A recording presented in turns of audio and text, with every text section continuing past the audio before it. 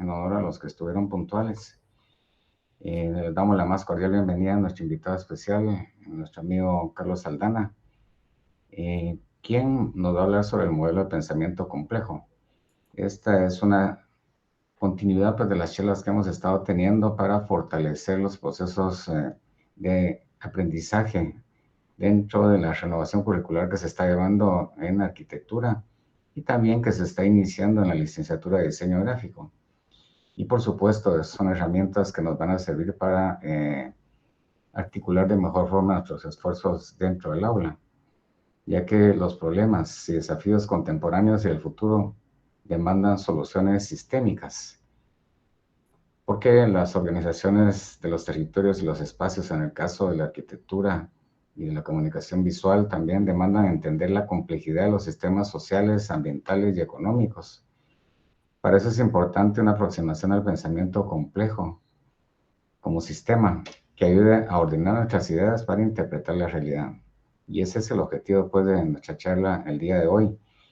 Voy a pedirle a nuestro compañero Raúl Monterroso que por favor nos lea la hoja de vida de nuestro invitado especial el día de hoy. Por favor, Raúl. Gracias, Carlos. Buenos días a todos.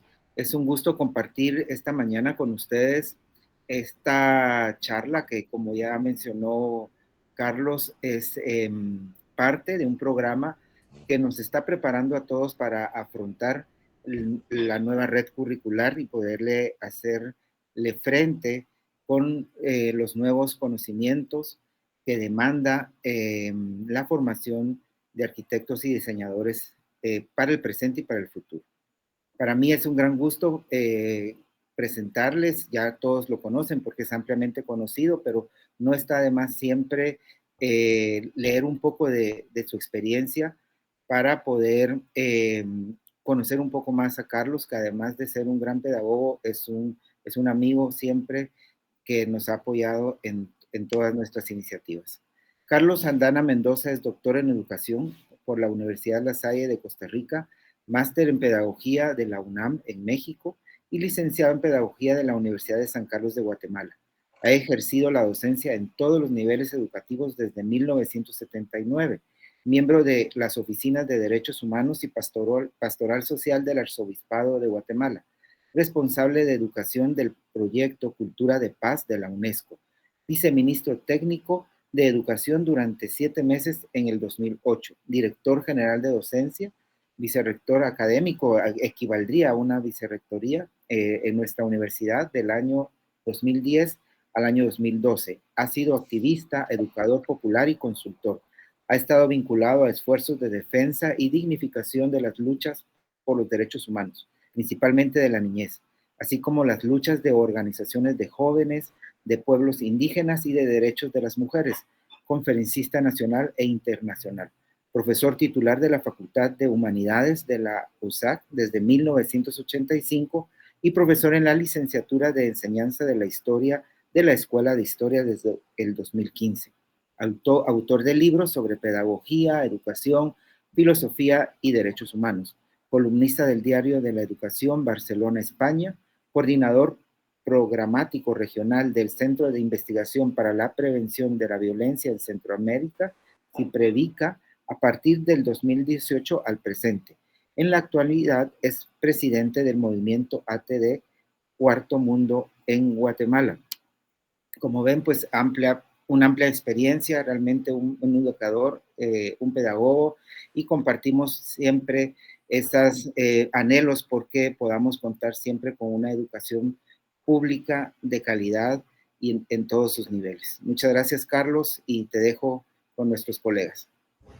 En primer lugar, siempre hay que aclarar que los currículos siempre son un poco exagerados y no hay que hacerle mucho caso. Somos colegas y eso es lo más importante.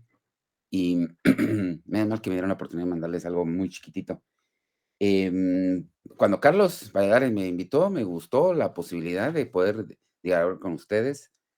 Yo tengo mucha admiración, mucho respeto, mucho cariño, mucha cercanía con muchos o varios de ustedes. Recuerdo todo el papel de Carlos. Con Raúl fuimos muy buenos colegas y compañeros en aquel tiempo. bueno, Lencas también era directora, hicimos un esfuerzo de tener otro tipo de dirección general en la universidad, más colectiva, y tengo recuerdos muy lindos de ellos dos y ella, pero también de varias colegas que están ahí, que están acá, con las que hemos hecho algunos esfuerzos ya más recientes y de verdad es un gran gusto poder compartir con ustedes este momento sobre algo que quisiera, antes de compartir pantalla, quisiera explicar en qué contexto estamos viendo lo del pensamiento complejo. En primer lugar, me parece que lo que planteaba Carlos y Raúl lo que planteaban ambos es muy importante, es el presente y el futuro de ustedes, del diseño y de la arquitectura en Guatemala. Pero yo quisiera invitarlos a que también esta conferencia sea en el contexto de la pospandemia. No podemos ni debemos dejar a un lado las condiciones y como van a ver en la última diapositiva, las condiciones más nacionales, estructurales e institucionales como la San Carlos misma, no podemos incluidas en el marco de la pospandemia. Me temo, y eso es algo por lo cual es oportunísimo este tema con ustedes, me temo que estamos tratando de obviar que una pandemia durante 20, 21, 22 y, bueno, 20, 21, 22 y partecita del 23, que no afectó, que no cambió, que no modificó, que no impactó en la vida de la sociedad. Y si a eso se suman los hechos históricos de Guatemala, estructurales e históricos de Guatemala, y a eso se suman los hechos institucionales como la gran crisis que vive la San Carlos o la crisis que hemos estado viviendo en este proceso electoral, si a eso se suma la pandemia, entonces estamos como universitarios obligadísimos a tener algún tipo de consideración, de respuesta y de atención a este momento. Entonces el pensamiento complejo debiera ser dentro de ese contexto. No es una referencia teórica, lo cual va a ser hoy, pero aunque va a haber unas aplicaciones, porque la idea es, voy a compartir la pantalla, que podamos, vamos a ver si está, me confirman, Raúl, por favor, si se mira normalito. Sí, ya se ve. Mira, Se ve la primera, ¿verdad? Oh, sí, muy bien. Muy bien. Y el modelo de pensamiento complejo lo vamos a ver, como dice el título, teóricamente, pero también sus aplicaciones en investigación y educación superior, que pueden ser aplicaciones en general, pero también más de facultad. Pero la preocupación es que en medio de todo ello, en medio de toda esta reflexión sobre el pensamiento complejo, está la realidad de nuestro país, una realidad afectada, está la realidad de la universidad y está las condiciones del mundo entero. Bueno, vamos a ver si me funciona bien esto. A un autor que es clave para entender el pensamiento complejo, sin él no se puede entender nada de esto, y es el personaje clave, Edgar Morán, dice: la complejidad comprende también incertidumbres, indeterminaciones, fenómenos aleatorios. Cuando dice también, porque antes, en el párrafo anterior, está hablándose de que incluye los datos, la suma de tantos datos que son incontrolables, etcétera, etcétera. La complejidad está así ligada a una cierta mezcla de orden y desorden. Esto ya pone nerviosos, este tipo de afirmaciones ponen nerviosos a muchos académicos que preferirían ser investigadores desde el orden, solo desde el orden. Eso lo vamos a ver un poquito adelante. La complejidad no es una receta para conocer lo inesperado, pero nos vuelve prudentes, atentos, no nos deja dormirnos en la mecánica aparente y la trivialidad aparente de los determinismos. Ella nos muestra que no debemos encerrarnos en el contemporaneísmo, es decir, en la creencia de que lo que sucede ahora va a continuar indefinidamente. Todo lo importante que sucede en la historia mundial o en nuestra vida es totalmente inesperado. Quería empezar con esto porque estoy seguro que ya le cambiamos el esquema o cambiamos el esquema de académico cuando creemos que todo va a ser muy bien controlado, que la ciencia es aquello que puede predecir, la predictibilidad de la ciencia es fundamental, el orden, la objetividad, Todas esas cosas necesitamos irlas desmitificando e ir aprendiendo y comprendiendo que la ciencia, la academia, la educación, la investigación, todo se pueden hacer de otras maneras y de otros modos. Esa es un poco la entrada del pensamiento complejo. Nos debe cambiar el esquema. Bueno, pues don Edgar Morán, que está ahí, fíjense bien en qué año nació. Fue en junio, más o menos, junio. Pero vean qué año nació, 1921. Es decir, nació 100 años después de esta llamada independencia de Centroamérica, que es recientemente conmemorada de maneras muy, pero muy criticables. 1821 fue ese fenómeno histórico, ese hecho histórico. Él nació en 1921, 100 años después. O puesto de otra manera, hace 102 años. Edgar Morán todavía está vivo, tiene 102 años, es francés y es el gran teórico del pensamiento complejo. Para facilitarnos las cosas, vamos a ver siempre de Edgar Morán, siempre usándolo a él, las diferencias entre pensamiento simple y pensamiento complejo, que sería la antinomia que podemos entender a partir de Edgar Morán. En primer lugar, en el pensamiento simple hay un determinismo lineal. Todo ocurre de causa-efecto, ¿verdad? Es lineal todo. Pasa esto, causa, tiene este efecto. Eso es muy lineal, muy científico, pero no necesariamente la ciencia tiene que ser así. Hay una confianza absoluta en lo lógico y en la objetividad. El tema de la objetividad empieza a aparecer acá como algo pero que es muy cuestionable por el pensamiento complejo. No necesariamente la objetividad, como la hemos entendido, es parte de las nuevas formas de entender la ciencia. En el pensamiento simple sí, la objetividad como tal. La disyunción entre objeto y medio ambiente, entre objeto y ambiente. Hay una fragmentación. Pareciera que nosotras, académicos, podemos aprender o estudiar algo haciéndonos aparte del ambiente, es decir, desconectándonos del ambiente y podemos ser muy objetivos, ser objeto o separarnos del objeto incluso cuando investigamos a humanos. Esta fragmentación es pensamiento simple. Pónganle atención a esta expresión que dice Morán, que me gusta mucho. Tiene varias.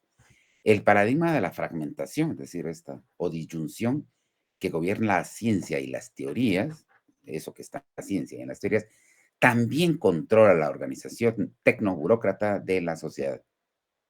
También es parte de cómo controlan políticamente a la sociedad. Es decir, esa característica de una ciencia basada en el pensamiento simple, una ciencia objetivista, es también la característica de este control político que hay en nuestras sociedades. Si no, vean los argumentos de este fiscal famoso en estos momentos, el fiscal Curchiche, o vean los argumentos, o escuchan y analicen los argumentos de la fiscal, y van a ver, y los contraargumentos que incluso han recibido de fuera del país, en la región latinoamericana, y van a ver que es una especie de discurso tecnoburócrata, pero eso tecnoburócrata también está en nuestra universidad. Es un uso de la técnica y de la burocracia para controlar la sociedad. Es realmente pensamiento simple. En la pandemia ocurrió un ejemplo fundamental de la separatividad, que es algo del pensamiento simple. Vean este ejemplo. Por ejemplo, en la pandemia había una oposición para algunos sectores entre la ciencia dominante y la ciencia popular, como que solo la ciencia dominante podía darnos respuestas y mientras que la ciencia popular no estaba dando respuestas o no iba a dar respuestas. Eso lo decían los académicos y los profesionales aquí en la ciudad o en las ciudades.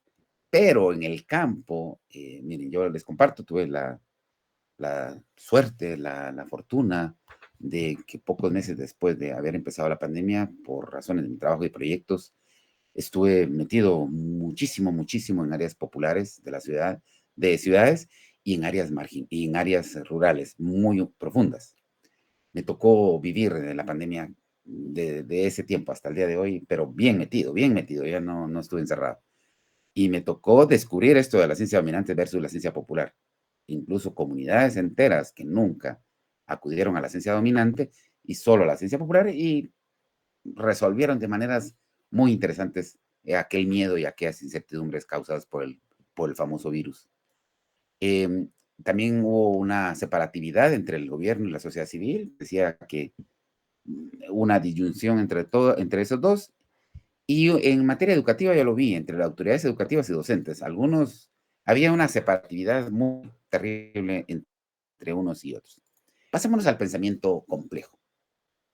En el pensamiento complejo hay una interacción muy importante. Para Morán esto es muy clave y tenemos que ya utilizar esto para irlo aplicando. Hay una interacción fundamental entre el orden, entre organizar las cosas, entre el desorden, que es real, y la interacción, o sea, la conexión entre orden y desorden y la forma de organizar los procesos. Estoy tratando de explicar algo que es muy, muy de Morán, que es del pensamiento complejo. Cuando pensemos en pensamiento complejo, pensemos en lo organizado, en el orden, en todo lo que está ordenado, pensemos en el desorden que puede haber en la vida real. Hay que tomar en cuenta el desorden en la vida real, no es todo lo que preveemos, la interacción que hay entre los diferentes elementos y cómo organizamos las cosas. Pero lo organizamos en función del orden y el desorden. Es un poco, bueno, es pensamiento complejo, así que es complejo entenderlo. En el pensamiento complejo se le da mucha importancia a todo lo que está entrelazado, a lo que es y lo que está en la red, en las redes que tenemos.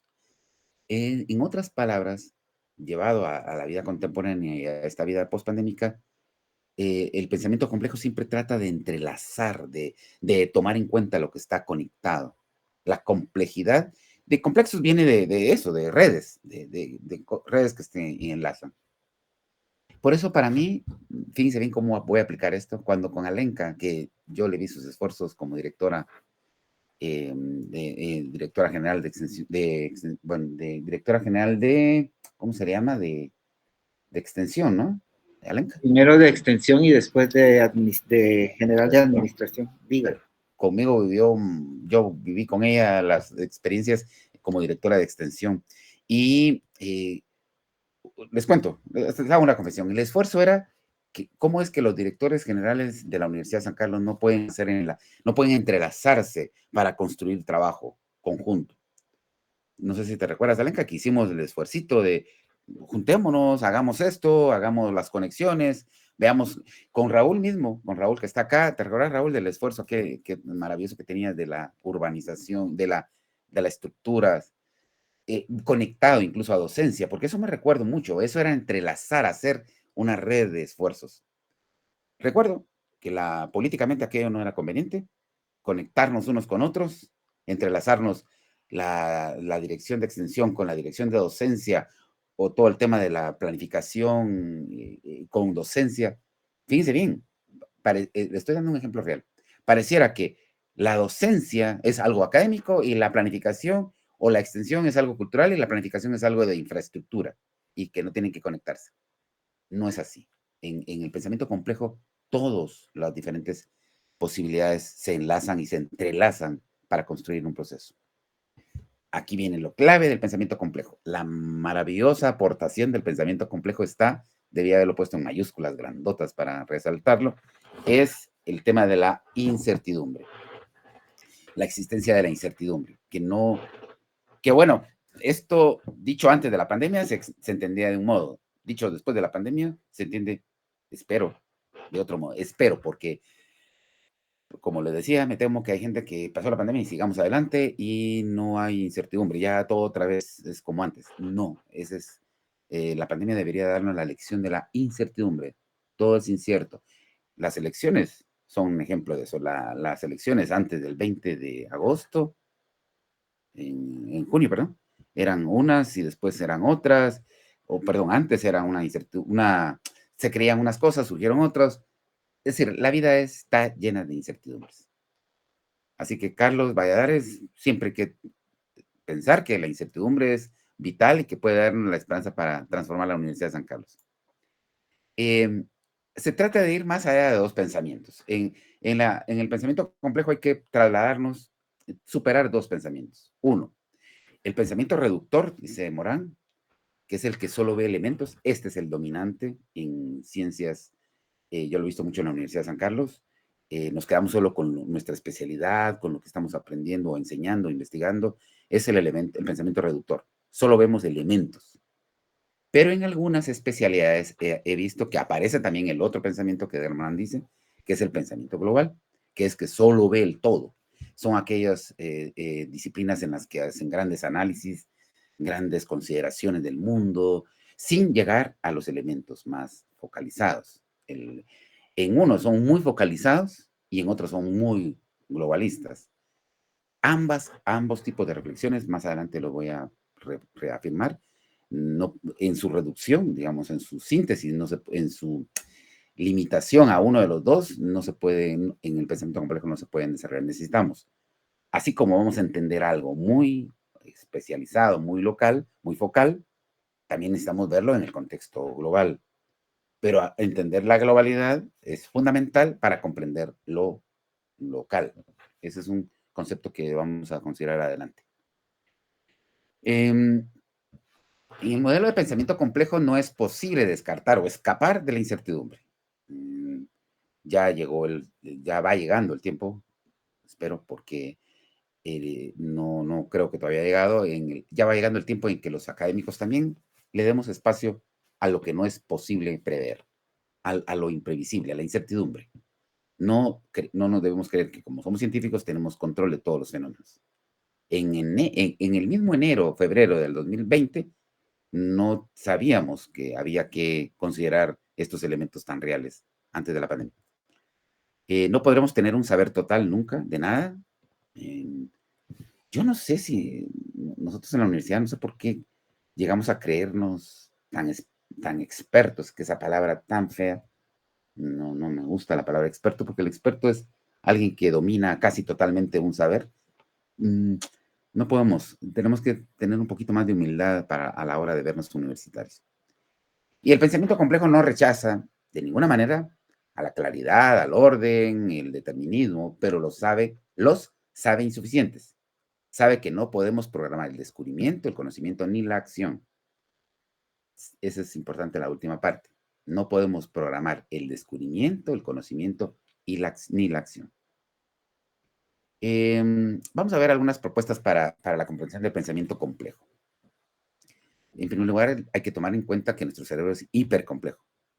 ¿Alguna vez hablamos de esto? ¿Alguna vez? Creo que algo nos referimos cuando estuvimos en aquellos momentos presenciales allá en la Facultad de Arquitectura. Creo yo que algo les conté de esto. Primero, el cerebro es hipercomplejo. Lo que están viendo a la derecha, que es el modelo de MacLean, que es el cerebro triuno, que hoy vamos a ver dos cosas triúnicas o triunas. Lo que ven en azulito es el neocórtex, lo que ven en rojito es el límbico y lo que ven en gris es el reptiliano.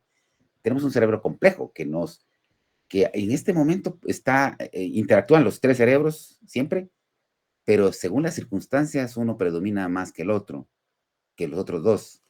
Yo esperaría que en este momento el neocórtex es el que está determinando, pero si hay una situación complicada, peligrosa, entra en acción el reptiliano, que es el que nos permite sobrevivir y defendernos o escapar, y el de las emociones, que es el cerebro límbico, el rojito, que ven ustedes en rojo. Esas tres dimensiones del cerebro, algunos pueden decir esos tres cerebros, o alguien puede decir esas tres partes del cerebro en general humano, son las que hacen que nuestros pensamientos, las formas de ver el mundo, las formas de comprender las cosas, tengan una mezcla entre instintos, emociones y pensamientos y reflexiones más profundas. A diferencia de los lagartos que se quedan reptilianos, que solo tienen un tipo de cerebro reptiliano, a diferencia de los gatos, los perros, los delfines, las ballenas, los leones, que tienen cerebro reptiliano, pero también tienen emociones, de algún tipo de emociones, es el cerebro límbico. A diferencia de dos tipos de animales, el humano tiene esas dos, más todos los pensamientos, pero estos pensamientos son los que hacen la complejidad de la vida humana. En otras palabras, somos pensamiento complejo porque tenemos por naturaleza un cerebro complejo. Pero el mismo Morán habla del ser triúnico, que todos nosotros los humanos somos, fíjense qué interesantísimo. Para mí esta es una de las cosas que más me ha impactado en Morán, que en el libro del método. Nosotros somos especie, los humanos. Este grupo de profesores y docentes de arquitectura que está ahí conectado con este profesor que está hablándoles ahora, estos más los 8.000 millones de personas, somos especie, somos la especie humana. Eso significa que tenemos una estructura biológica muy específica, el cerebro que ya les conté.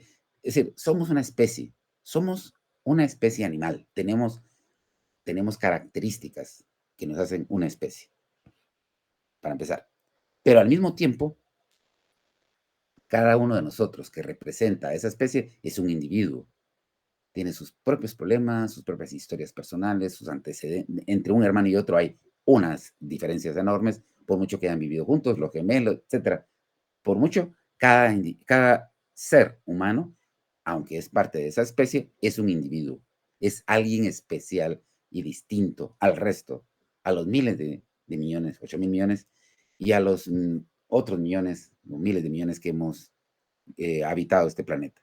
Cada uno es diferente, pero al mismo tiempo seguimos siendo especie. Fíjense bien cómo esto complejiza la cosa. Somos individuos, pero somos cada quien lo que es, pero diferente al resto, pero muy igual al resto, o totalmente igual al resto en lo de ser especie. Si ustedes se comparan con el Papa, se comparan con Biden, se comparan con Beyoncé, se comparan con cualquier ser humano del planeta, como especie somos exactamente lo mismo. Como individuos, por supuesto que no. Y el tercer elemento es que somos cultura.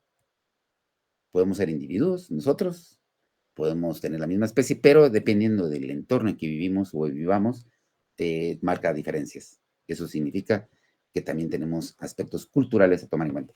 Estos tres elementos del ser triúnico hacen que el pensamiento complejo tenga mucha relevancia. Porque si solo fuéramos, por ejemplo, cultura y especie, podríamos uno, como lo ha pretendido la ciencia occidental siempre, planificaríamos, determinaríamos las cosas, pero nosotros, veámoslo en la San Carlos, quitémoslo de la especie, porque ya sabemos que somos todos humanos, seres humanos. Recuérdense que también eso es importante tomarlo en cuenta, porque somos especies, somos animales, somos mamíferos, pero según nuestros niveles de educación, de cultura, según nuestras predisposiciones, etcétera, podemos saber del cerebro que está arribita en su pantalla. Hay humanos que actúan más como reptiles, ¿eh? De hecho, hay una consideración filosófica de eso. Hay humanos reptilianos. No es difícil comprender esto. En nuestra sociedad hay seres humanos que solo están buscando cómo atacar, cómo huir, cómo escapar. Siempre andan en actitud de ofensa o actitud como puros reptiles, ¿verdad? La gente, voy a ser muy feito en esto, pero voy a decir esto muy feito, pero la gente que nunca está considerando a los demás, que siempre está viendo cómo se aprovecha de los demás a costa de lo que sea, es más o menos una especie de reptil que usa emociones ajenas, pero que por supuesto tiene controles mentales para hacer esas cosas. No es solo el instinto. Entonces, somos especie, individuo y cultura.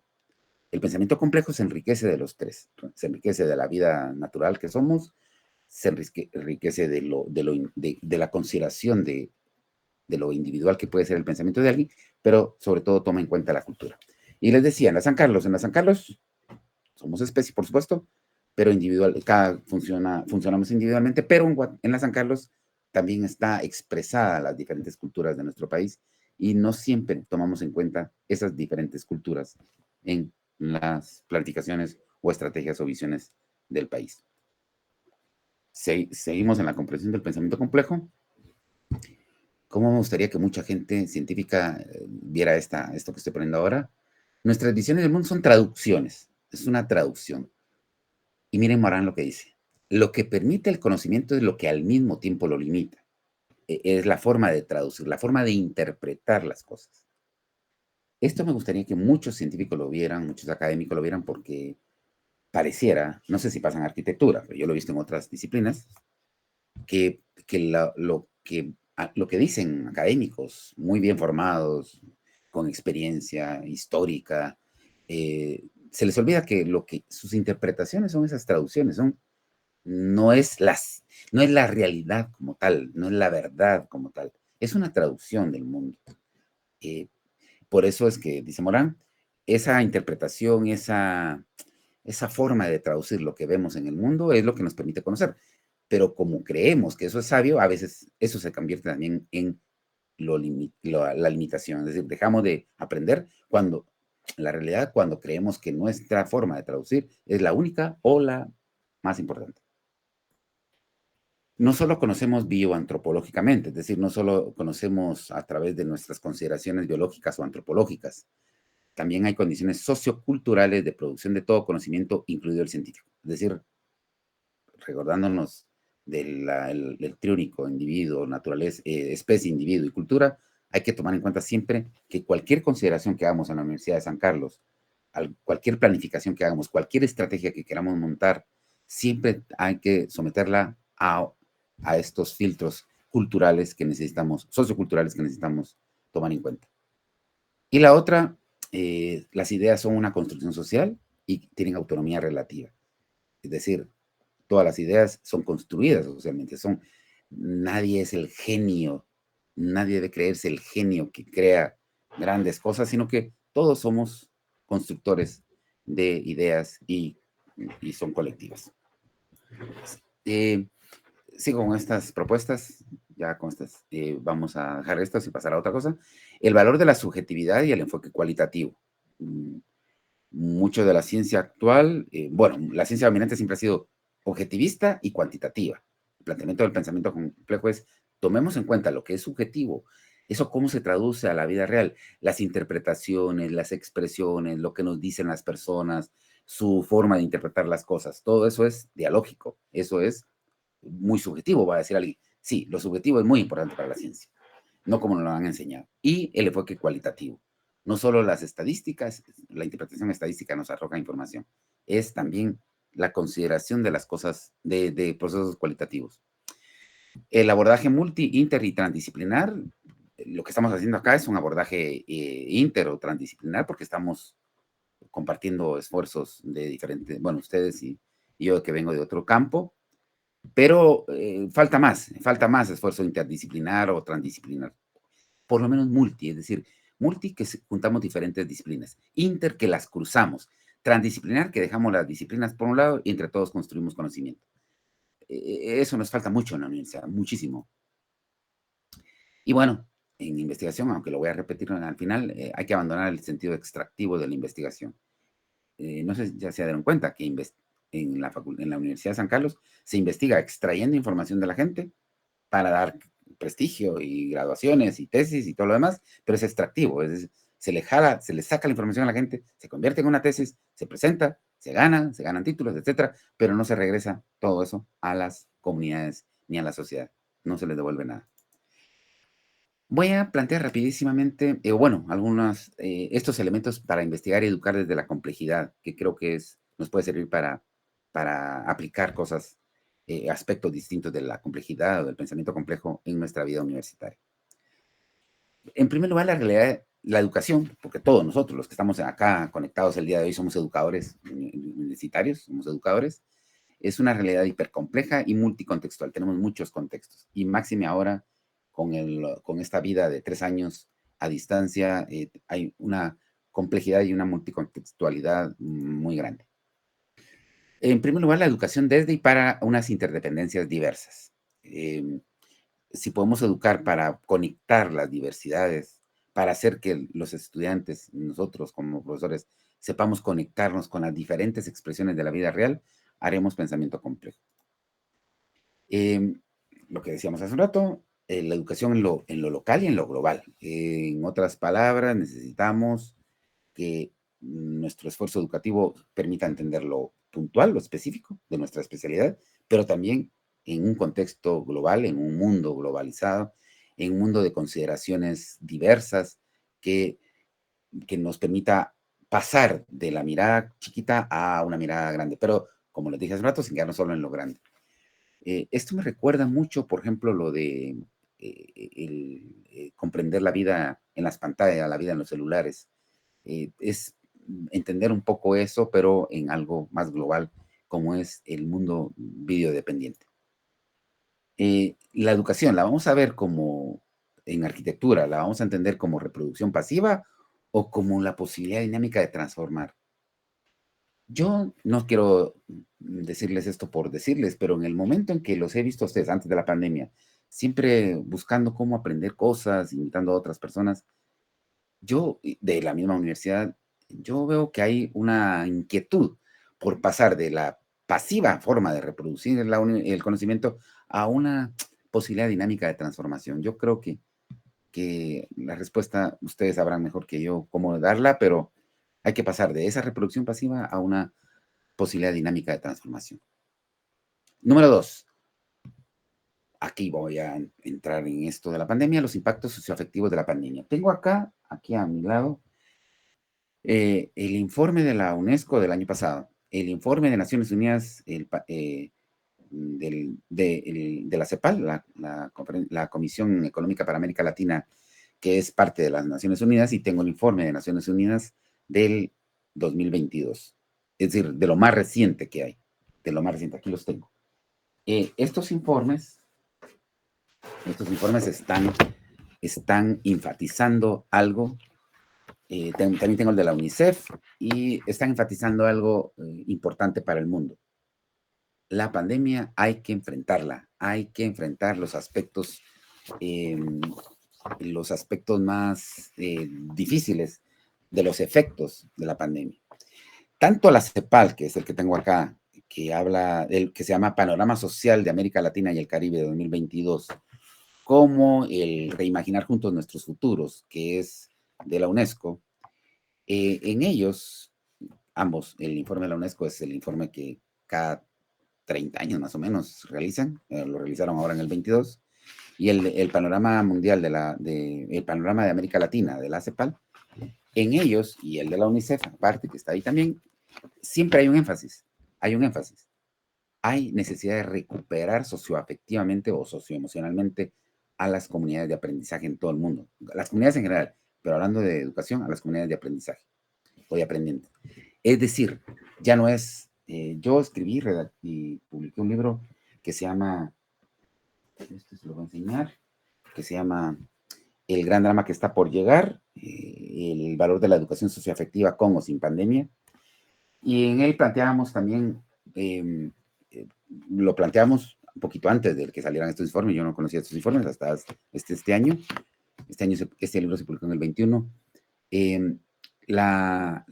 Los efectos de la pandemia, pero la exigencia, el desafío a todas las universidades del mundo, pero principalmente las públicas, de la recuperación socioemocional o socioafectiva derivado de los efectos de la pandemia. En otras palabras, mundialmente ya se reconoce a altos niveles la necesidad de que actuemos por la recuperación socioafectiva o socioemocional en nuestras sociedades, en nuestras comunidades de aprendientes.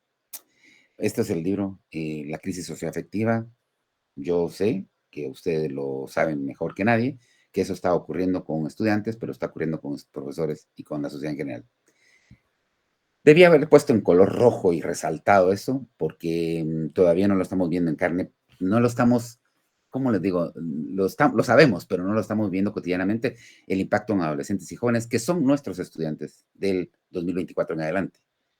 Es decir, todos aquellos que llegan a la universidad, aún aquellos estudiantes que están inscritos de manera remota o a través de las plataformas, pero que ya dentro de muy poco van a ser estudiantes en la presencialidad, todos están afectados porque vivieron en una edad específica de niñez o de adolescencia, vivieron el encierro y vivieron los efectos y las incertidumbres de la pandemia y no han tenido ni vivido ningún proceso de recuperación. Esos son nuestros estudiantes. Entonces, la complejidad, el pensamiento complejo nos llama a que algo tendremos que, o mucho tendremos que ponerle atención a esto. Se trata de recuperar la visión integral, la recuperación integral de la vida presencial, que no sé si les está pasando a ustedes, pero yo lo he visto en estudiantes y en profesores, y a todos nos está pasando, que nos ponen nos pone en duda y en miedo el retorno a la presencialidad. Fue muy difícil pasar de la presencialidad a la virtualidad y que vivimos en el 2020, fue muy difícil, pero creo que está siendo mucho más difícil pasar de la virtualidad a la presencialidad, y eso no lo teníamos analizado. Yo con mis alumnos frecuentemente hago alguna especie como de diagnósticos y voy recuperando información de ellos, la sistematizo desde el 20, 21, 22, 23 también, de cómo han estado, cómo se sienten, y veo que siento que está más complicado regresar a la presencialidad que al revés, ¿verdad? Eso es algo que no estaba, eso es pura incertidumbre, y eso es puro pensamiento complejo tomarlo en cuenta. En la Universidad de San Carlos espero que no se dé el lujo de olvidar que hay brechas entre lo rural y lo urbano, y me da un terror impresionante que la única universidad pública de Guatemala Luis Soto nos dice, cierto, se nota, nosotros ya regresamos. O sea que ustedes ya están en la presencialidad, Luis. ¿Completa? Bueno, Luis Soto es profesor del CUNOC. En Shela, Carlos, sí, en Shela. Luis Soto, sí, en CUNOC y en todos los centros universitarios que han regresado, y se nota eso, Luis. Gracias, Luis. Gracias por su comentario. Sí, gracias. Nosotros regresamos desde marzo a la presencialidad. Sí, lo sé. Y se nota, ¿verdad? Esto, quiere, nos ayuda a reflexionar en esto, Luis, que es muy importante. Ustedes que ya regresaron antes, que nos puedan aportar reflexiones a los que no hemos regresado todavía. Ahí nos comparte. Ahorita voy a poner para que usted podamos dialogar, ¿verdad? Entre todos. Muchas gracias, doctor. Pues sí se nota en las dos vías, tanto en estudiantes como en profesores, ¿verdad? Pero yo siento más que en los estudiantes hay un acomodo y claro, esto lo dio la comodidad que tenían en sus hogares, de que se conectaban y seguían en sus actividades normales, seguían durmiendo, seguían comiendo o haciendo cualquier otra situación. La retentiva de los estudiantes ha sido afectada bastante, yo creo que es por eso. Y la participación de ellos también, ¿verdad? Porque se acostumbraron en estos 3 años a no participar y estaba uno como loco enfrente de la pantalla y pidiéndoles que participaran, que encendieran sus cámaras, etcétera, y nunca lo hacían, ¿verdad? Y ahorita en la presencialidad pues pasa exactamente lo mismo.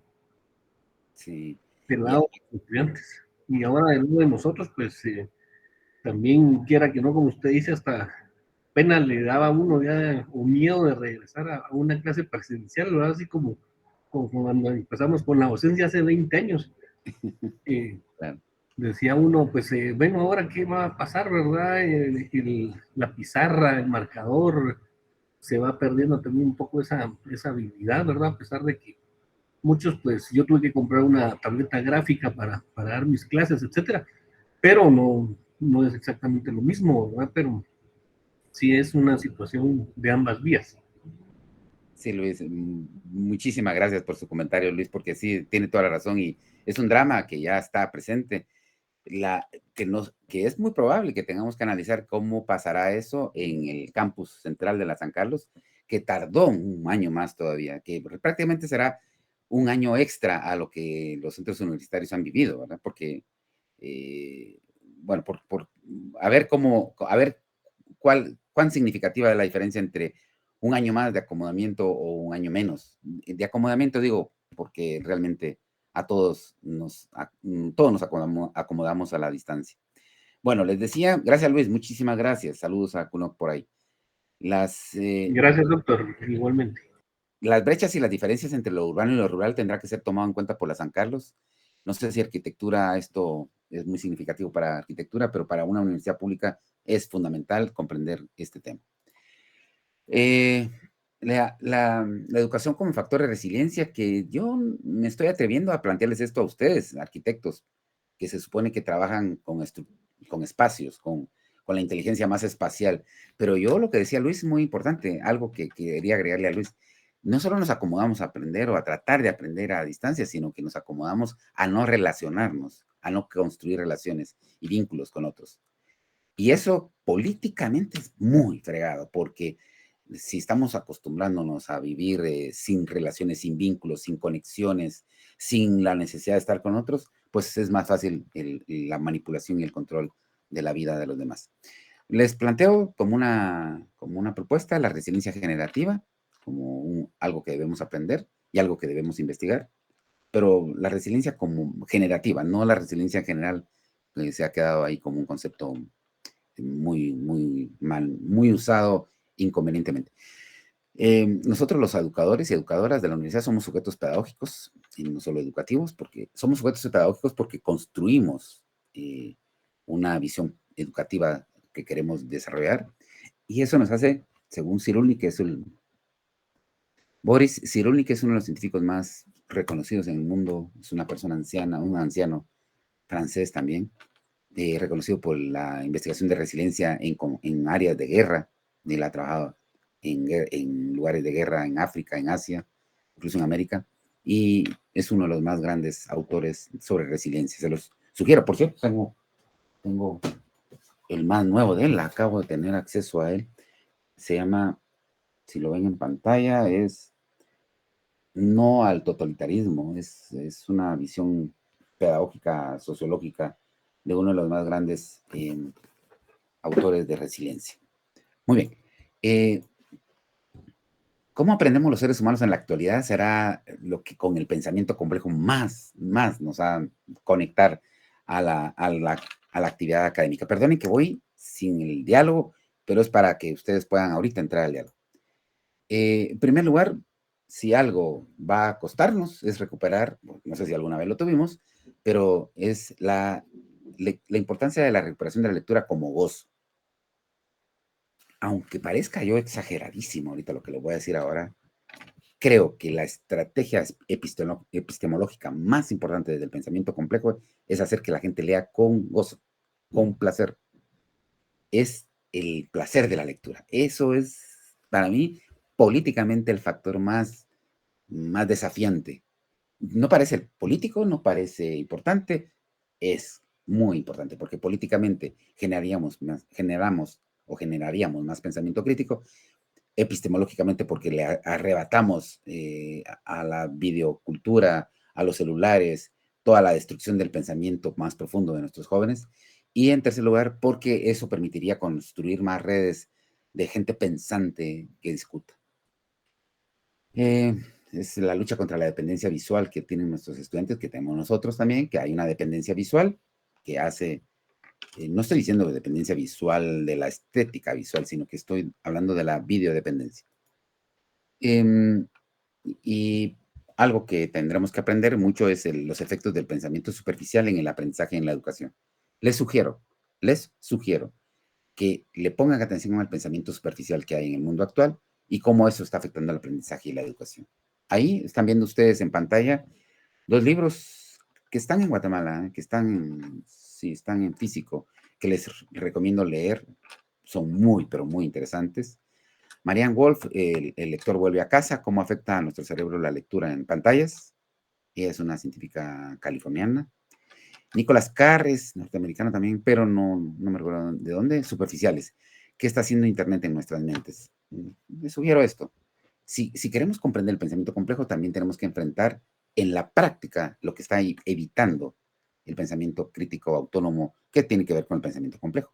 Esos 2 libros están en Guatemala por si quieren comprarlos. La investigación como cruce de saberes. Creo que hay que abandonar la soberbia, precisamente por la incertidumbre que plantea el pensamiento complejo. Hay que abandonar la soberbia de no aprender desde y con el pueblo excluido. Eso para mí es súper ético y crucial en una universidad pública. Tenemos que aprender con el pueblo excluido. Y para ello, como un primer esfuerzo, necesitamos dejar a un lado la endogamia. Endogamia es esa actitud que tenemos los arquitectos con los arquitectos, los pedagogos con los pedagogos, los médicos con los médicos, los ingenieros con los ingenieros. La endogamia es esa actitud de solo con los nuestros, solo relacionarnos con los nuestros, solo aprender y construir cosas con los que tienen nuestra misma especialidad. Eso es ser endogámico. La endogamia nos hace mucho daño porque no nos permite comprender el mundo. Si alguien es endogámico, ¿cómo va a ir con el pueblo? Si para empezar, solo se junta con los de su propia especialidad, solo le interesa construir conocimientos con los de su propia especialidad, ¿cómo le va a interesar construir conocimientos con los que tienen otra cosmovisión y otra forma de comprender la ciencia. Termino con estas dos llamadas de atención importantes. En primer lugar, para que podamos dialogar, es urgente y fundamental abandonar el sentido extractivo de la práctica investigativa. Lo que dije hace un rato. Necesitamos abandonar ese sentido de extracción que hacemos de la investigación. La investigación es construcción de conocimiento para transformar la vida y, por lo tanto, implica diálogo, devolución, construcción colectiva, reformulación del conocimiento con las y los investigados, etcétera, etcétera. Pero no hay que hay que abandonar ese sentido extractivo. Y la otra, necesitamos ser y actuar con responsabilidad y compromiso ante una sociedad golpeada histórica y estructuralmente. Como universitarios tenemos que actuar frente a esa realidad histórica y estructural, pero que también está dañada por emergencias como la pandemia, en algunos casos como las tormentas de hace 2 años, o cualquier fenómeno natural, y como las crisis institucionales. En el caso de Guatemala, para hablar de dos nada más muy evidentes, la crisis que vive la San Carlos, porque la vive, y porque aunque parezca que no vivimos en crisis, estamos en crisis fuerte de todo tipo, o las crisis como la del Ministerio Público, que es una de las instituciones, tal vez la institución más desprestigiada, más, ¿cómo les digo?, más dañada por dentro y para afuera, y por sus propios actores, y todo eso, las crisis institucionales, las crisis ambientales, la pandemia, se suman a nuestra historia. Ese es el contexto, perdón, desde el cual tenemos una responsabilidad como universitarios. El pensamiento complejo va a permitirnos no quedarnos solo en las estadísticas, sino tratar de descubrir y construir conocimiento con los diversos sectores, con las diversas cosmovisiones y formas de ver la ciencia, para atender las distintas crisis y sobre todo para poder ubicarnos como universidad pública en la lucha por transformar esta realidad nacional y la realidad institucional. Desde la ciencia tradicional, desde el pensamiento simple, no es posible esto porque no hay inclusión, no hay diálogo, no hay diversidad, etc. Pero desde el pensamiento complejo, atendiendo la incertidumbre como algo real y ahí está, pues sí es necesario dialogar y conectarnos con la diversidad de sectores. Bueno, abandono la presentación para que podamos dialogar y escuchar sus diferentes aportes.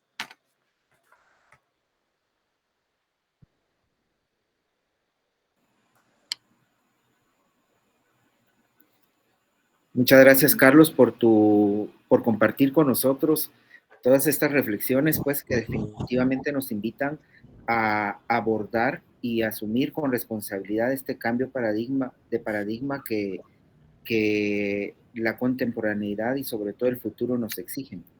Así que el micrófono está abierto, compañeros, para que todos participemos.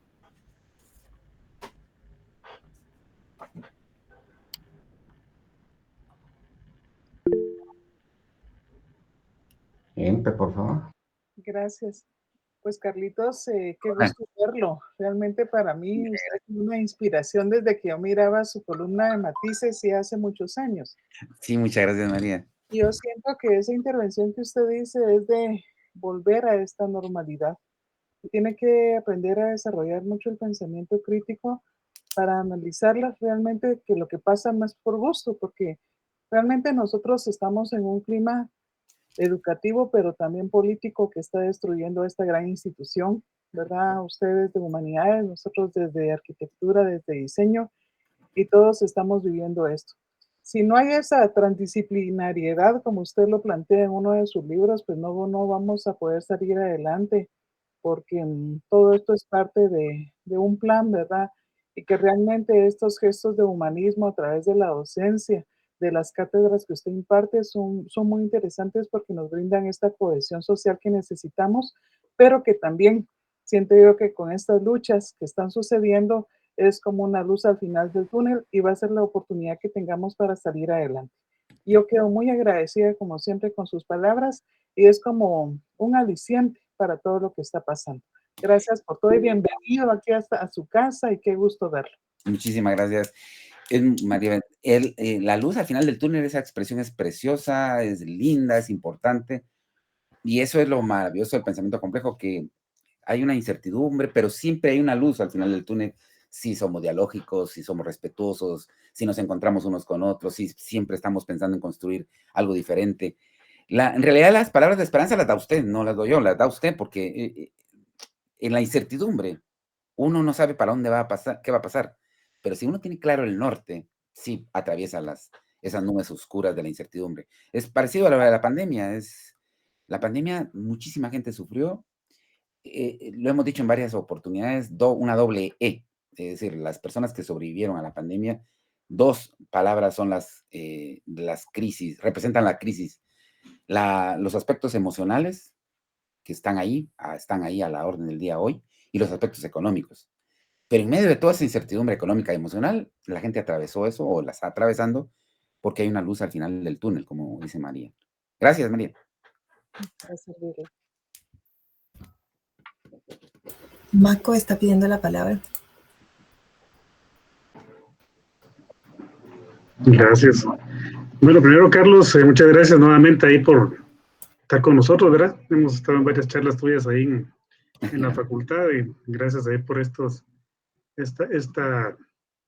información y cómo se llama y tendencias del pensamiento que estamos viendo. ¿Cuál sería tu recomendación? Digamos, nosotros todavía estamos, digamos, en la mayoría en la parte de virtualidad y hemos visto cabalmente ese desenfado con la lectura, eso que describís como el pensamiento superficial, lo vemos día a día, ¿verdad? Con nuestros estudiantes que solo quieren al llegue los conocimientos, no hay un tema de un empoderamiento del conocimiento y sobre todo de aplicarlo. ¿Cuál sería, digamos, como que tu recomendación al respecto? Son tres cosas claves. Nosotros los docentes no hemos tenido la ocasión todavía creo que no ha ocurrido lo siguiente. No hemos tenido la oportunidad de formarnos en equipo, en comunidad de aprendientes sobre estas cosas tan fundamentales que hay ahora, cómo enfrentar la videodependencia, la incertidumbre. Por ejemplo, un estudio de la UNICEF demuestra que un número significativo de jóvenes y adolescentes en América Latina, Guatemala incluida, porque el estudio incluyó a Guatemala, tienen graves trastornos emocionales que los llevan a la universidad. Pero el problema no es ese, el problema es el número significativo que también aparece en el estudio de jóvenes que no dicen nada, que no piden ayuda, que no están... Igual pasa con la lectura, como otro eje importante para estos tiempos, pero no hemos tenido oportunidad de aprender juntos sobre esas cosas. No, la vida nos lleva a cada quien a hacer lo suyo y no nos juntamos para esas cosas estrategias. Entonces sugiero tres cosas. Primero, informémonos juntos, formémonos e informémonos colectivamente. ¿Eso qué significa? Que pongamos ciertos planes de formación sobre estos aspectos que no nos dan la universidad y no aparecen en los planes de estudio o en las capacitaciones docentes regulares. Primero, informarnos. Lo otro, que es lo más difícil y lo más importante, sería la segunda, es los diálogos estratégicos como docentes. ¿Cuáles son los diálogos estratégicos como docentes? Si ya estamos formados sobre algo, por ejemplo, lectura, hablemos de lectura. ¿Cómo hacemos para que nuestros estudiantes lean más? O lean de otro modo, o lean con placer, o le aprovechen, o dejen a un lado el celular y lean. Bueno, si nos formamos nosotros como docentes y después dialogamos estratégicamente en equipo, vamos a descubrir creativamente estrategias para propiciar esa lectura. Yo sugiero que no lo haga una mente curricular, sino que la haga el equipo docente. A veces hemos pecado o hemos caído en el error de creer que estas cosas las deben plantear los gabinetes curriculares que hay y tirarnos a los... No, lo más creativo que hay es cuando los docentes decimos colectivamente, miren, tenemos problemas de lectura, ¿cómo hacemos? Obviamente deberíamos habernos formado antes, como dije.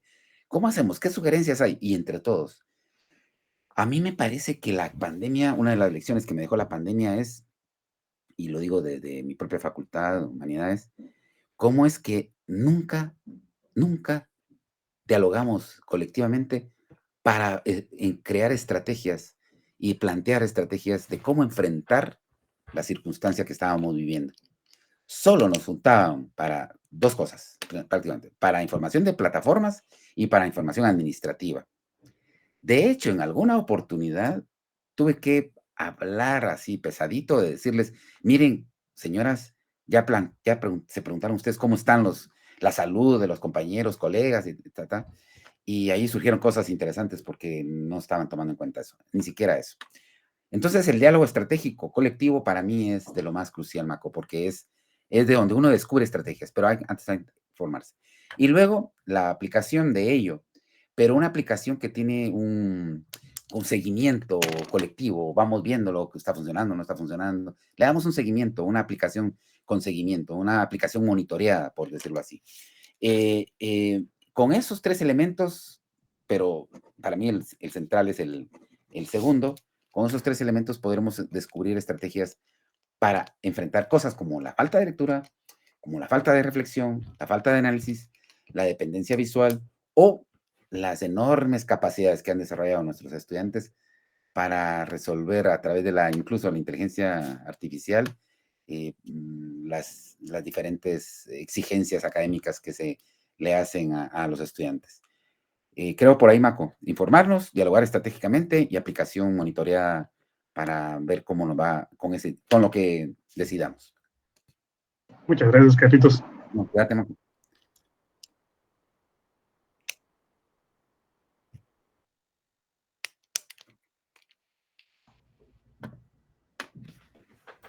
¿Alguien más tiene alguna pregunta para el doctor Aldana? Por el chat han puesto varios comentarios, doctor, agradeciéndole sus aportes y coincidiendo con lo que usted fue hablando durante la charla el día de hoy. Me alegra. Para servirles. Giovanna. Giovanna, por favor. Gracias, doctor Aldana, mucho gusto en saludarlo. Muchas gracias por venir a este espacio que nos permite pensar, nos permite reflexionar, ¿verdad? Nos permite encontrarnos como compañeros docentes en este espacio. Yo, más que nada, pues sé que es un tema muy, muy denso, ¿verdad? Pero usted nos hizo una síntesis bastante fácil de comprender, ¿verdad? Y creo yo que como facultad, como comunidad, sería muy interesante que nosotros pudiéramos tener al regreso una especie de taller para trabajar, digamos, con el tema socioafectivo que usted menciona, ¿verdad? Y poder ajustar inicialmente lo que usted decía, ¿verdad? No perder el norte, que podamos inicialmente ajustar nuestra brújula como comunidad facultativa de la universidad pública, ¿verdad? Completamente de acuerdo, Giovanna. Eso es como ¿Y sabe qué, Giovanna? La urgencia, eso que usted está planteando es lo más importante, pero creo que lo que estoy viendo en la realidad es que importa más cómo recuperamos los contenidos, los saberes perdidos, cómo hacemos para que lo que no se aprendió en 3 años se aprenda ahora, y como que está perdido el concepto de socioafectividad o socioemocionalidad, que también está afectándonos a nosotros los docentes. Es decir, Giovanna, te está diciendo, yo estoy completamente de acuerdo. Y yo creo que inicialmente tenemos que trabajarlo hacia nosotros como docentes para poder recibir a los estudiantes, ¿verdad? Porque como usted hablaba ahí del multicontexto, ¿verdad? O sea, cada uno de nosotros lleva un contexto diferente y vamos a recibir estudiantes que de alguna manera tenemos que tratar de homologar, ¿verdad? Porque con la cantidad de estudiantes que tenemos no podemos ser tan específicos, ¿verdad? Pero sí tratar de entender qué es lo que está pasando en nuestra población, ¿verdad? Muchas gracias. Pues ahí está ya la primera propuesta seria, formal, así, derivada de esto, para el retorno, para ustedes, ¿verdad? Es ese esfuerzo de comprensión socioafectiva, de recuperación socioafectiva. Y si algunos tienen dudas por la propuesta de Giovanna, sepan que es un discurso, una visión que hay mundial, desde la máxima autoridad, de las máximas estructuras de naciones como Naciones Unidas, pasando por la UNESCO, que es la Organización de las Naciones Unidas para la Educación, la Ciencia y la Cultura, la UNICEF, que es la de la infancia, pero que también está conectada con lo que hacemos en la universidad, todas están planteando lo mismo. Así que lo que dice Giovanna entra en ese contexto mundial. Gracias, Giovanna. Por ahí leí un mensajito de Betsy. Gracias, Betsy, por tus palabritas. Carlos Ayala, por favor. Gracias. Muy buenos días a todos. Disculpan que no abre la cámara, pero no estoy muy presentable. Muchas gracias, doctora Aldana, por su interesante y motivante exposición. Pues yo quisiera referirme pues a este ambiente tan difícil que está viendo la universidad, no solo por la cuestión de la pandemia, sino por la situación de las autoridades centrales, ¿verdad? Que pareciera ser que, bueno, indudablemente hay una tensión interna, hay grupos a favor de esto, de aquello, y al interior de la facultad pues también hay ese ambiente de tensión porque se avecinan las elecciones a decanatura. Yeah. Y como se ha prolongado esto casi 2 o 3 años el proceso electoral, pues estas tensiones que en otras ocasiones han sido de meses, pues se están volviendo de años.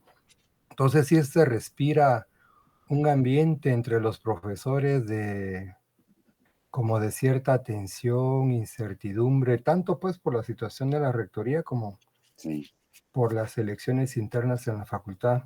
¿Qué pudiera recomendarnos al respecto para evitar estas tensiones, divisiones y enfrentamientos que a veces se dan dentro del claustro?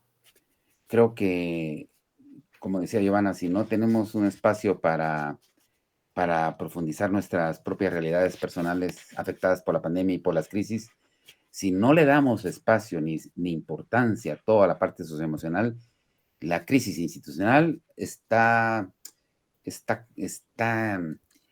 exacerbada por las crisis emocionales que hemos vivido. La pandemia, me da la impresión que la gente cree que la pandemia pasó y mejor si la pasamos rápido ya se acabó.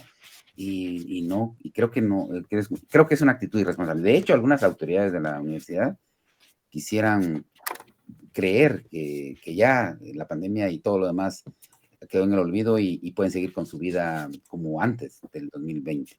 Y no puede ser así. La otra cosa es, no olviden que las mejores formas de enfrentar estas crisis institucionales, estos ambientes de enfrentamiento, las mejores formas de resolverlo son solo a través de la propia salud emocional de quien pelea esas luchas. No es desde la enfermedad emocional que se mejoran y se ganan estas peleas, sino que es desde la gente sana emocionalmente. Salud emocional es la herramienta para las personas con posiciones políticas, para que las personas con posiciones políticas puedan enfrentar esos enfrentamientos. El problema es, hay dos extremos. Uno, creer que estas luchas se pueden ganar a partir de incluso la pobreza emocional que tengamos, nuestra propia ausencia de salud. O dos, creer que la salud emocional es no pelear. Tenemos que seguir entendiendo que las transformaciones institucionales son necesarias, urgentes, y ahora más que nunca en la San Carlos y en la sociedad, pero lo tenemos que hacer desde la propia salud emocional, porque si no, o peleamos muy fuertemente y se nos acaba la fuerza, o no hacemos ningún bien a nadie, no hacemos nada constructivo.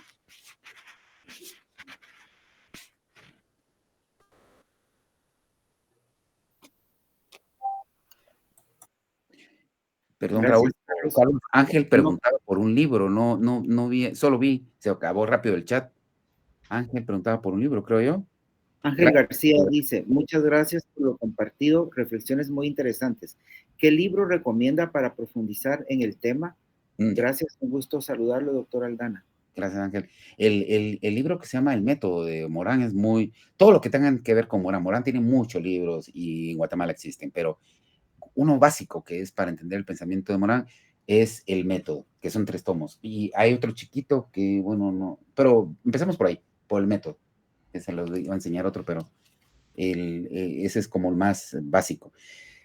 Sin hacer propaganda, Ángel, propaganda en Sofos, ustedes pueden descubrir, en línea pueden preguntar y ahí ver, pero hay de Morán, pueden buscar, empezar por El Método, pero hay varios libros de Morán en Sofos. Ok, hay un comentario de René Gómez. Él es profesor de arquitectura también en el CUNOC.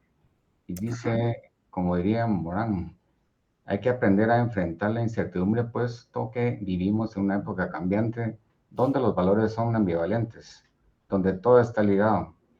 Es por eso que la educación debe volver sobre la incertidumbre ligadas al conocimiento. Sí. Sí, completamente de acuerdo con René. Solo que no hay que enfrentar la incertidumbre, hay que saberla vivir. No es algo que tenemos que enfrentar. Cuando uno enfrenta algo, lo tiene como enfrente, valga la redundancia, y pelea contra eso. No, la incertidumbre es algo que está en el ambiente, en la vida, y hay que vivirla, no enfrentarla. Alenka, ¿qué decías, Alenka? Vamos a ver, es que se me pasó rapidito, no lo vi el chat. Alenka tenía un comentario, creo yo. Solo estaba... Así que está. Sí, es. Te oímos mejor. Ok, era simplemente agradecer, ¿verdad? La excelente reflexión que nos das, Carlitos, y coincido con la importancia y la necesidad de reflexionar y de entender lo que ha pasado, lo que está pasando y de saber cómo enfrentarlo, ¿verdad? Como docentes formadores de la Facultad de Arquitectura es fundamental abordarlo, es fundamental tener espacios donde discutamos estos temas. Sí. Y no solo desde nuestra propia experiencia como docentes y todo lo que hemos vivido cada uno a lo interno, sino como un colectivo y como un colectivo que forma. Exactamente. ¿Verdad? Buenísima esa expresión, Alenka. Como un colectivo que forma. Esa frase está poderosa. Como un colectivo que forma. Así deberíamos asumirnos los docentes el trabajo de estos tiempos. El colectivo que forma. Me gusta. Buenísimo. Gracias, Alenka.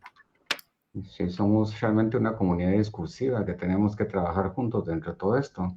Y formar. Yo agregaría lo que comentabas de que hay que incentivar pues en los estudiantes el gozo por la lectura, pero sobre todo el gozo por el aprendizaje. Que ellos se miran como el sujeto del aprendizaje, que es lo que hemos visto muchas veces, que pareciera que solo están cumpliendo con ciertos compromisos académicos porque se los están exigiendo en su casa, pero como que no están metidos, de que lo importante es que ellos tienen que superarse y aprender por sí mismos. Sí. Y eso es lo que tenemos que buscar, cómo incentivar ese aprendizaje significativo para la vida en los estudiantes, y más ahora, como decís, a partir de superar esa crisis socioafectiva que los ha aislado completamente de todo el proceso formativo y de las relaciones interpersonales que les han hecho falta. Esa es la lucha que tenemos que tener todos ahora. Y yo reacciono a tu comentario, Carlos, porque pareciera que los grandes maestros o académicos universitarios son aquellos que enfatizan que el aprendizaje tiene que ser sufrido, tiene que ser complicado, no, sufrido, doloroso.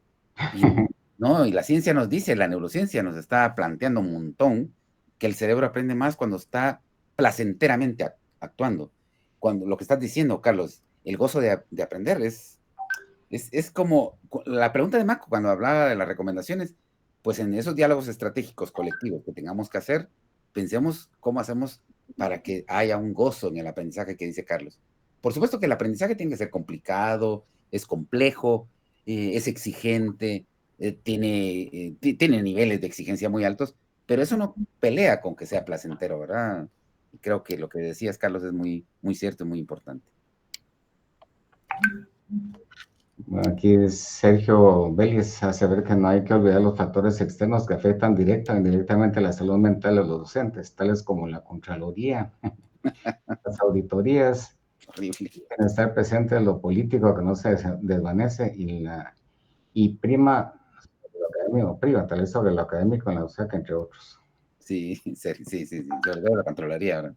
Bueno, la Contraloría y algunas autoridades universitarias que hacen del terror administrativo su modus vivendi, ¿verdad? Que son los terroristas administrativos. Bien, si no hubiera alguna otra intervención, pues yo quisiera, en nombre pues, de nuestra comunidad discursiva, de nuestra comunidad facultativa, agradecerte tu participación, agradecerte pues estos incentivos que nos dejas, que tenemos que aprender a vivir siempre en la incertidumbre y trabajar sobre esa vía. y por supuesto desarrollar pensamiento complejo para ir resolviendo y buscando la luz en el camino, como decía Emperatriz. Así es que muchas gracias y no sé si está por ahí Axel como para que proyecte el diploma que te vamos a hacer llegar pues en su oportunidad, pero de todas maneras te lo agradecemos mucho por tu participación. Te agradezco los aplausitos virtuales que ahí están subiendo. Aplausitos y esas explosioncitas. Muchas gracias. Bueno, así es que sin más, entonces les agradecemos a todos ustedes su participación y no se olviden para llenar la asistencia que está ahí en el chat, por favor. Gracias, Byron, por el saludo, gracias. Bueno, también los chats, gracias, muchas gracias. Gracias, Carlos. Muchas gracias. Bueno, que tengan feliz día, se cuidan. Gracias.